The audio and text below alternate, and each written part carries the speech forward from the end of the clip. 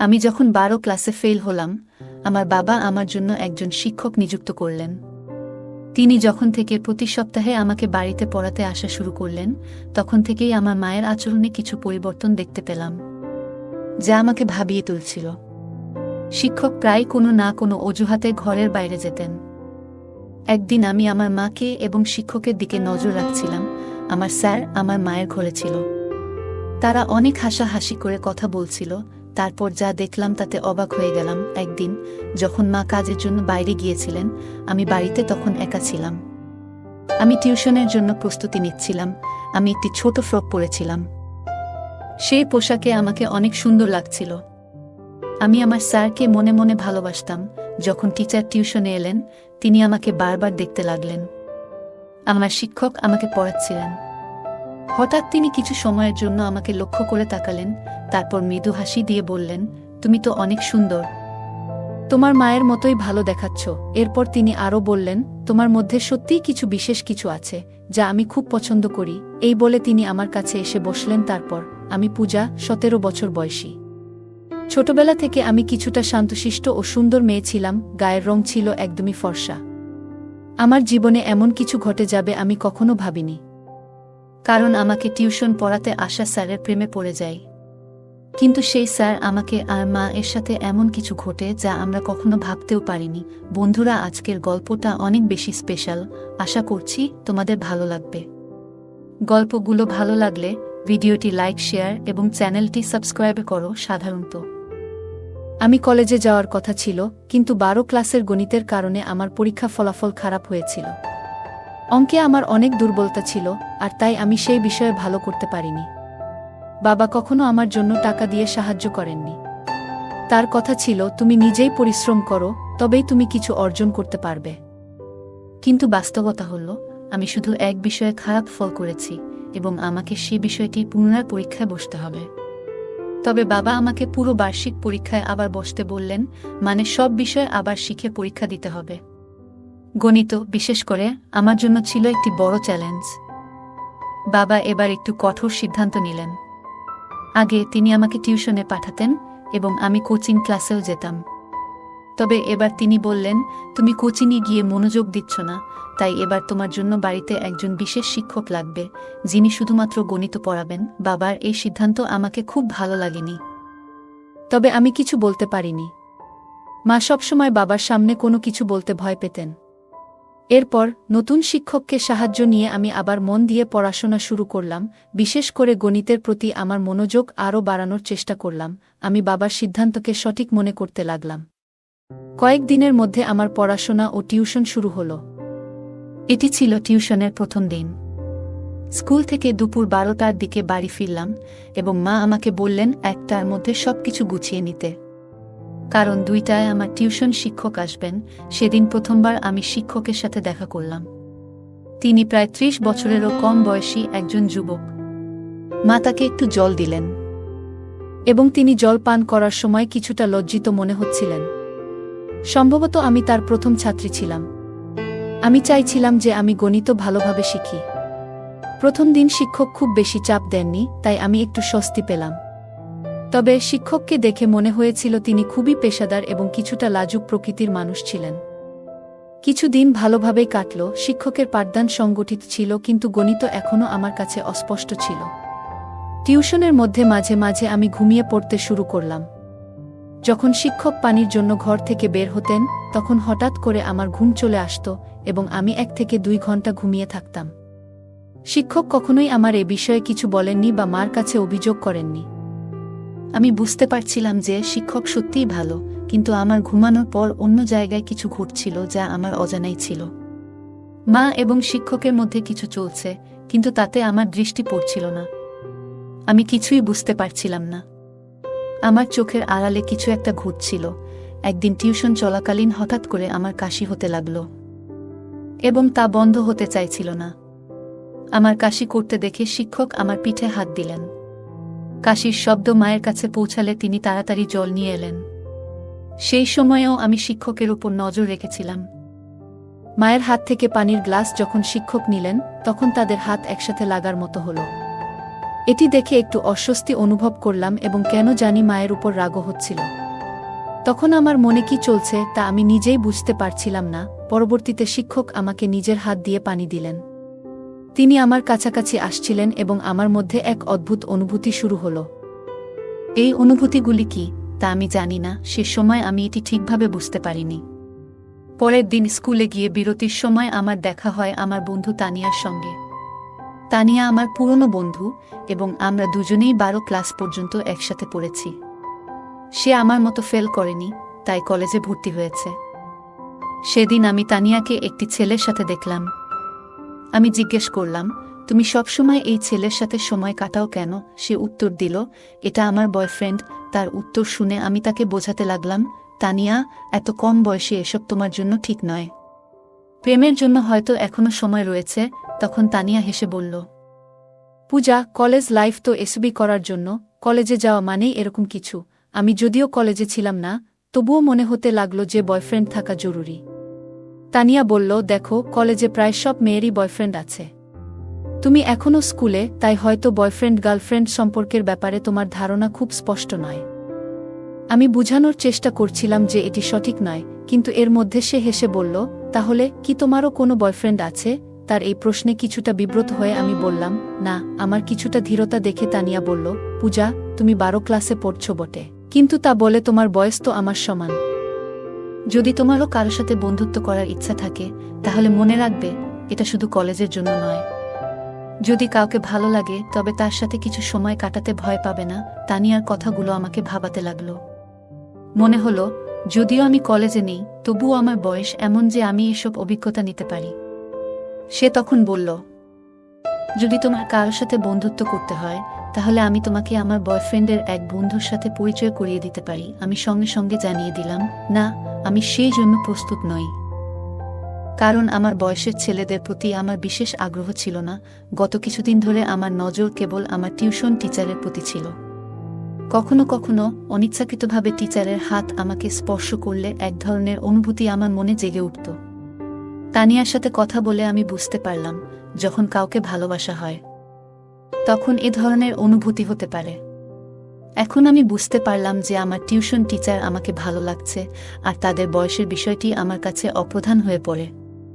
আমি সিদ্ধান্ত নিয়েছিলাম, শীঘ্রই আমি আমার অনুভূতি আমার টিচার এর সাথে শেয়ার করব। আমি নিশ্চিত ছিলাম যে সে আমার প্রস্তাব নাকচ করবেন না, কারণ আমার সৌন্দর্য বিশেষভাবে আকর্ষণীয়। সেদিন যখন আমি স্কুল থেকে বাড়ি ফিরলাম, মায়ের কিছু বলার আগেই আমি টিউশনে যাওয়ার জন্য প্রস্তুত হয়ে গেলাম।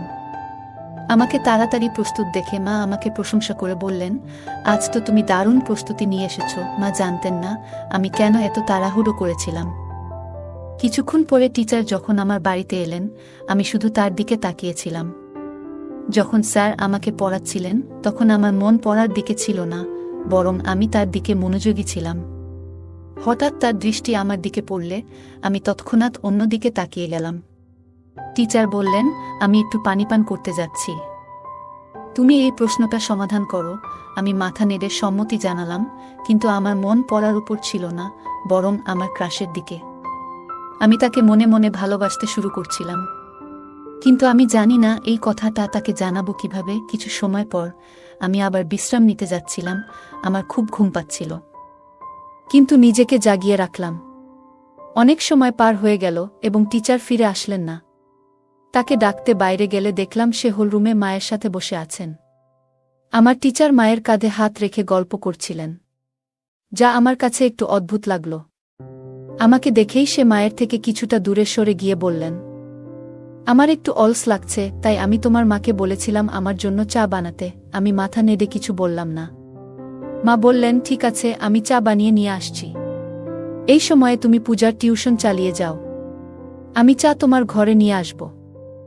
টিচার আমার সাথে ফিরে ঘরে এলে আমি তার পাশে বসে কিছু গণিতের প্রশ্ন জিজ্ঞেস করতে লাগলাম। আসলে আমি কিছুই বুঝছিলাম না, কিন্তু ইচ্ছাকৃতভাবে বারবার তার কাছে প্রশ্ন করছিলাম। পড়ানোর সময় টিচার আমাকে একটি সংখ্যা লেখার জন্য বললেন, কিন্তু আমি ভুলবশত সেই সংখ্যা উল্টো লিখে ফেললাম। টিচার ভাবলেন আমি ভালো করে লিখতে পারছি না, তাই তারা আমার হাত ধরলেন এবং আমাকে সঠিকভাবে লিখতে শেখানোর চেষ্টা করলেন। সে যখন আমার হাত ধরেছিল এবং লেখার পদ্ধতি বুঝাচ্ছিলেন, তখন আমার মনে এক অদ্ভুত খুশির অনুভূতি হচ্ছিল। আমার প্রিয় ব্যক্তি আমার খুব কাছাকাছি ছিলেন এবং আমি তার দিকে হাসি মুখে তাকিয়েছিলাম। তখনই মা চা নিয়ে ঘরে এলো। মা দেখা মাত্রই টিচার আমার থেকে একটু দূরে সরে গেলেন, যেন মা তাকে শাসন করার জন্য এগিয়ে আসছেন। আমি মা এবং টিচারের সম্পর্কের দিকে বেশি লক্ষ্য করছিলাম না। আমার মন ছিল একমাত্র টিচারের দিকে। ভাবছিলাম কিভাবে তাকে আরও বেশি আকৃষ্ট করতে পারব, কিভাবে আমি তাকে আমার মনের কথা বলতে পারব। পরের দিন টিউশনের মাঝে টিচার আবার পানি খাওয়ার জন্য বেরিয়ে গেলেন। অনেক সময় হয়ে গেছে, কিন্তু টিচার ফিরে আসছিলেন না। তাকে খুঁজতে আমি ঘর থেকে বেরিয়ে গেলাম। সেই দিন তারা হোল রুমে নেই। মনে মনে ভাবতে লাগলাম তারা আবার কোথায় গেল। আমি মায়ের ঘর থেকে কথাবার্তার শব্দ শুনতে পেলাম। আমি ধীরে ধীরে মায়ের ঘরের কাছে গেলাম এবং দেখলাম দরজা একটু খোলা। দেখলাম টিচার মায়ের সঙ্গে সেখানে বসে আছেন এবং তারা একে অপরের খুব কাছে। টিচারের একটি হাত মার কাঁধে ছিল। এই দৃশ্য দেখে আমি অত্যন্ত হতবাক হলাম, কারণ আমি দেখলাম আমার মা আমার পছন্দের ব্যক্তির সাথে সময় কাটাচ্ছেন। সেই মুহূর্তে আমার মন ভরে গেল রাগে। আমি দ্রুত কিচেন থেকে একটি কাচের গ্লাস জল নিয়ে এসে মার ঘরের সামনে গ্লাসটি জোরে ফেলে দিলাম। ওই শব্দে তারা দুজনই তৎক্ষণাৎ বাইরে এসে পড়লেন। মাকে দেখার পর আমি বললাম, বিপত্তি হয়ে গেছে, গ্লাসটি হাত থেকে পিছলে গেছে। কিন্তু টিচার উল্টো প্রশ্ন করে বললেন, তুমি এখানে কি করছো? আমি সোজাসুজি তাদের দিকে তাকালাম এবং টিচার আমাকে বললেন, তোমার মায়ের মোবাইলের সমস্যা দেখা দিয়েছিল, তাই তোমার মা আমাকে এখানে ডেকেছিলেন। তার ভয়ে ভয়ে কথা বলার ধরন যা বুঝিয়ে দিল যে তাদের মধ্যে এক বিশেষ সম্পর্ক ছিল, যা আমার কাছ থেকে আমার মা আর আমার স্যার লুকাতে চাচ্ছে। কিন্তু আমি তো মার মেয়ে এবং আমি জানতাম যে আমি আমার মায়ের থেকে বেশি তরুণ ছিলাম। টিচার অবশ্যই আমার প্রতি আকৃষ্ট হতে বাধ্য ছিল। এখন আমার পরিকল্পনা ছিল কিভাবে টিচারকে আকর্ষণ করব। সেই দিন কিছু করতে পারলাম না, কারণ টিউশনের সময় শেষ হয়ে গেল। কিন্তু আগামী দিনে আমি নিশ্চয়ই কিছু করার চেষ্টা করব। একদিন যখন আমি টিউশনের জন্য প্রস্তুতি নিচ্ছিলাম, আমি একটি ছোট ফ্রক পরেছিলাম। সেই পোশাকে আমাকে অনেক সুন্দর লাগছিল, আর আমি একটু হালকা করে সেজেছিলাম। যখন টিচার টিউশনে এলেন, তিনি আমাকে বারবার দেখতে লাগলেন। পড়াশোনা শুরু হলে কথার মধ্যে আমি তার হাত আমার পায়ের কাছে রাখলাম। এরপর বেশ কিছু সময় ধরে টিচার তার হাত আমার পায়ের কাছ থেকে সরালেন না। এতে বুঝতে পারছিলাম যে তিনি ক্রমশ আমার প্রতি আকৃষ্ট হচ্ছেন। সেদিন সময় কেটে গেল, কিন্তু প্রতিদিনের মতো টিচার পানি খেতে বা অন্য কোনো কারণে ঘর থেকে বেরিয়ে যাননি। বরং তিনি আমাকে হাত ধরে পড়াতে লাগলেন এবং মাঝে মধ্যে আমার দিকে তাকাচ্ছিলেন। এটি আমার কাছে খুব ভালো লাগছিল। হঠাৎ করে মা এসে যান। যখন তিনি দেখলেন টিচার আমার হাত ধরে পড়াচ্ছেন, তার চোখ বড় হয়ে গেল। মা চায়ের প্রসঙ্গে টিচারকে সেই ঘর থেকে বাইরে নিয়ে গেলেন। আমি স্বভাবতই টিচারের পেছনে চলে গেলাম।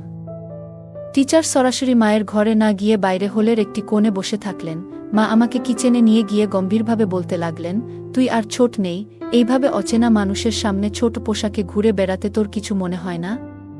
তিনি বললেন, এটি আমার প্রথম এবং শেষ সতর্কতা। মার গম্ভীর মুখের দিকে তাকিয়ে আমার মনে হল তিনি সত্যিই চিন্তিত। আমি চেষ্টা করছিলাম যেন তিনি সতী সাবিত্রী যেভাবে থাকেন, কিন্তু তার বিয়ে হয়ে গেলেও তিনি একজন যুবকের সাথে সময় কাটাচ্ছেন। আমি তখন এমন পোশাক পরেছিলাম যা মায়ের কাছে অশালীন লেগেছিল। যখন আমি কিছু বলতে যাচ্ছিলাম, ঠিক তখনই বাইরে থেকে বাবা ডাকলেন। সেদিন বাবা আগে বাড়ি এসেছিলেন। বাবার ডাক শোনার পর মা এক গ্লাস জল নিয়ে বাইরে চলে গেলেন। সেদিন রাতের ঘটনাগুলি আর কেউ জানত না। ঘুমানোর আগে আমি মায়ের কাছে ক্ষমা চাইলাম এবং বললাম, মা, আমি ভবিষ্যতে স্যারের সামনে এমন কিছু করব না। পরের দিন টিউশনের সময় আসার আগে মা বাজারে যাওয়ার জন্য বেরিয়ে গেলেন। আমি রাতের ক্ষমা চাওয়ার মাধ্যমে মায়ের বিশ্বাস অর্জন করতে চেয়েছিলাম যে আমি আর স্যারের সামনে এমন আচরণ করব না। সাধারণত রবিবারে বাজার হয় এবং মা সবসময় বাজারে যেতেন।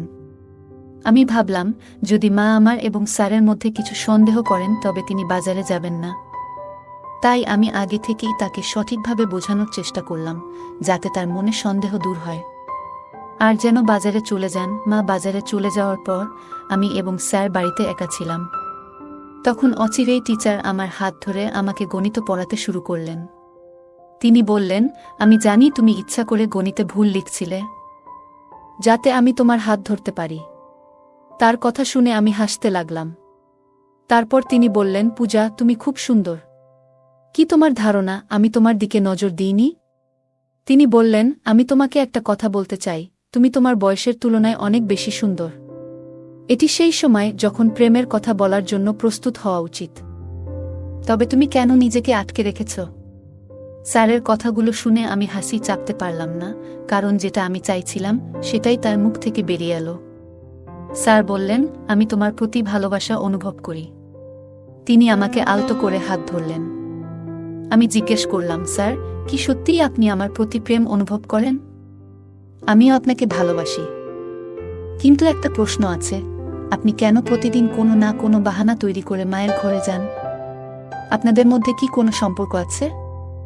আমার প্রশ্ন শুনে স্যার হাসলেন এবং বললেন, পূজা, তুমি কি মনে করো আমি তোমার মার প্রতি আকৃষ্ট? একদম নয়। আমি তো প্রথম থেকেই তোমার প্রতি নজর রেখেছিলাম। আমি দেখতে পেয়েছিলাম যে তুমি আমাকে ভালোবাসো কিনা। কিন্তু তোমার মায়ের কারণে আমি আমাদের সম্পর্কটি গোপন রাখতে চেয়েছিলাম, যাতে তিনি সন্দেহ না করেন। আমি ভয় পেয়েছিলাম যে যদি আমি তোমার সামনে আমার অনুভূতির প্রকাশ করি তাহলে তুমি বিপর্যস্ত হয়ে যাবে, এ কারণে কিছু বলিনি।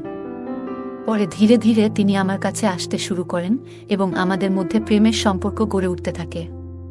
হঠাৎ করে আমার ঘরের দরজা জোরে খুলে যায় এবং সেখানে মা চলে আসেন। তাকে দেখে আমি একটু অবাক হলাম, কিন্তু একই সঙ্গে জানতাম যে আমি কোনো ভুল করছি না। আমি শুধু একজন বন্ধুর সাথে সময় কাটাচ্ছি। মা আমার কাছাকাছি এসে স্যারকে দূরে সরিয়ে দিলেন এবং বললেন, ভালো হয়েছে, আমি যদি মোবাইলের দিকে নজর না দিতাম তাহলে হয়তো তোমার এবং এই মানুষের সত্য আমার সামনে এসে যেত না। ব্যাগে মোবাইল না থাকার কারণে আমাকে আবার বাড়িতে ফিরতে হলো। প্রিয়া, এত কম বয়সে তোমার। আমি জানি আমি গতকালই তোমাকে সতর্ক করেছিলাম, কিন্তু আজকে তুমি আবার সেই অবস্থায় পৌঁছে গেছ। স্যার মার সামনে আমাকে ভুল প্রমাণিত করার চেষ্টা করছেন। স্যার মাকে বললেন, বেশ কিছু দিন ধরে তোমার মেয়ে বেশ কিছু অদ্ভুত কাজ করছে। আজকে সে নিজেই আমার সঙ্গে এই বিষয়গুলো নিয়ে আলোচনা করতে এসেছে। মাকে বলতে দেখার পর আমি বাধা দিলাম এবং বললাম, মা, এই লোকটির কথায় বিশ্বাস করো না। আমি তোমার শপিং ব্যাগে থেকে তোমার মোবাইল বের করেছিলাম যাতে তুমি অর্ধেক পথে ফিরে এসে সত্যটা জানতে পারো। এটি আমি ইচ্ছাকৃতভাবে করেছি যাতে তুমি বুঝতে পারো এই ব্যক্তির আসল চেহারা কি। আমি বললাম, এই টিউশন শিক্ষক আমাদের বাড়ির 2 মহিলার সঙ্গে এক ধরনের অসৎ ব্যবহার করছে। তুমি তার প্রেমে পড়তে পারো, কিন্তু আমি না। আমি কয়েকবার তোমাদের দুজনকে একসঙ্গে দেখেছি। তাই আমি এই সব ঘটনাকে সাজিয়েছি যাতে তোমার কাছে এই লোকটির সত্যি মুখোশ খুলে দিতে পারি। যখন স্যার পড়াতে আসেন ঠিক তখন আমি মায়ের মোবাইলে ভিডিও রেকর্ডিং শুরু করে দিই এবং সেটি ঘরের এক কোণে রাখি। যে কোনো কিছু তিনি মায়ের সম্পর্কে বলতেন সবকিছু সেই মোবাইলে রেকর্ড হয়ে গিয়েছিল। যখন মা সেই ভিডিওটি দেখলেন তিনি বুঝতে পারলেন যে স্যার তাদের সাথে প্রতারণা করছেন। মা সেই নালায়েককে পুলিশে দেওয়ার হুমকি দিলে তিনি সেখান থেকে পালিয়ে গেলেন। এরপর মা বললেন, পূজা, আমি অনেক ভুল করেছি, আমি জানি, কিন্তু আমি কি করব? তোমার বাবা আমাকে তেমন সময় দেন না। যেদিন তোমার টিউশন শিক্ষক বাড়িতে এসেছিল সেদিন থেকেই তার সাথে আমার কথা বলা শুরু হয়। তখন আমি মনে করেছিলাম সে আমার মন বুঝতে শুরু করেছে। তার মিষ্টি কথায় আমি এমনভাবে আবদ্ধ হয়ে পড়েছিলাম যে তার স্বার্থপর প্রেমকে আমি সত্যিকারের মনে করতে শুরু করেছিলাম। আমি তো এতটাই তার প্রেমে মজেছিলাম যে তোমার কথা পর্যন্ত ভুলে গিয়েছিলাম। মা আরও বললেন, আমি সেই নালায়েকের সাথে বিয়ে করার কথা ভাবছিলাম, কিন্তু জানতাম না যে তার তোমার প্রতি এমনই ঘৃণ্য দৃষ্টি রয়েছে। সে আমার সাথে প্রেমের নাটক করে কিন্তু তোমার সাথেও সময় কাটানোর চেষ্টা করছিল, এটি আমি বুঝতে পারিনি। তোমার বাবা সব কিছু করেন, যখন আমি যা কিছু চাই তা দেন, কিন্তু শুধু অর্থ দিয়ে একটি সম্পর্ক চলে না। ভালোবাসা ও মতবিনিময়ও প্রয়োজন। কিন্তু আমাদের মধ্যে তো এসব কিছুই ছিল না। এই কারণে যখন আমাকে অন্য একজনের কাছ থেকে একটু ভালোবাসা পেলাম আমি তাতেই গা ভাসিয়ে দিলাম। আমি সত্যি খুব বড় একটি ভুল করেছি।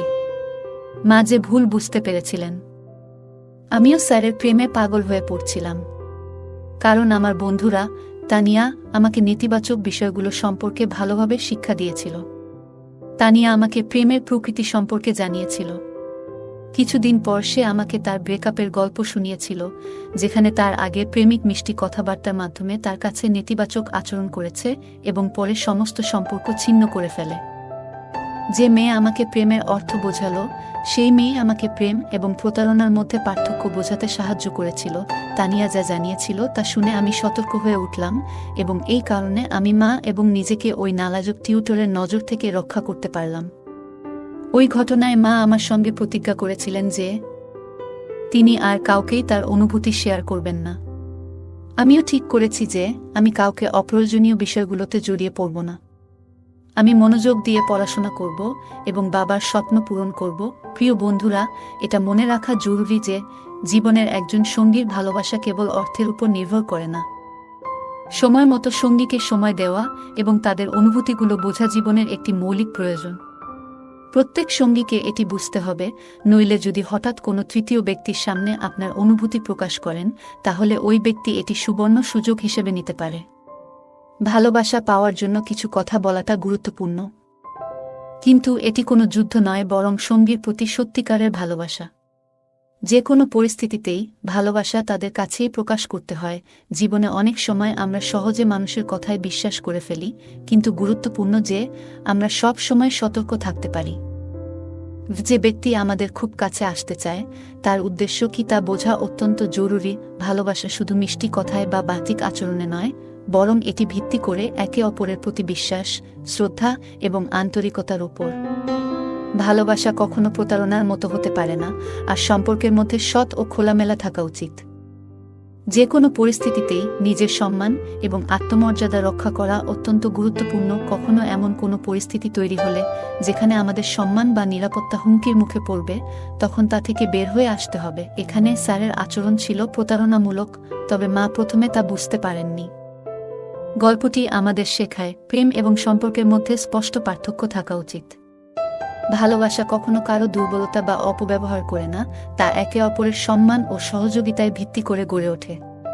কখনো যদি কোনো সম্পর্কের মধ্যে একপাক্ষিক বা একতরফা কিছু ঘটে, তবে সেটি প্রেম নয়, বরং প্রতারণা।